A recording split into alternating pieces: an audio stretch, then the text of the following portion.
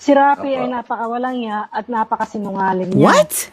Yung anak ko, teenager siya, nag-spend time sa tatay niya. Alam mo ang ginagawa ni Rafi? Na ginawa niyang alibay ang anak ko, magpapaalam kay Jocelyn. Pagkatapos, mayroon siyang babae na isasama, bibigyan niya ng generous na pang-shopping ang anak ko para siya raw ay hindi maabala sa mga babae niya or sa babae niya na dala.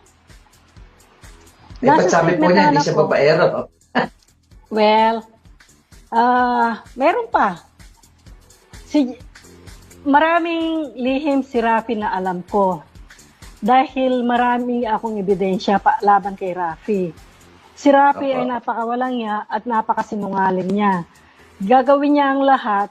Okay, so nalaman ko lahat na ikinasal siya kay Celadon niya nung mag-file ako ng bigamy. Doon ko nalaman lahat-lahat kung paano kami niwan ni Rafi.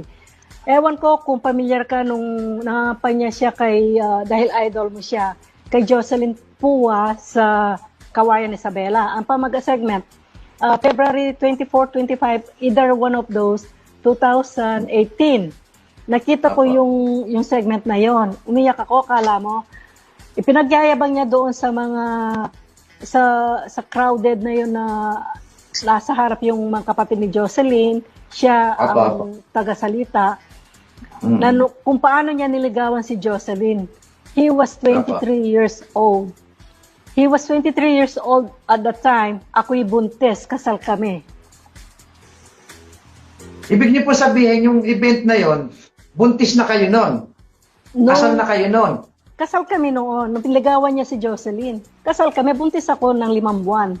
Si Eh, ba't Jocelyn, sinasabi niya hindi siya babaero?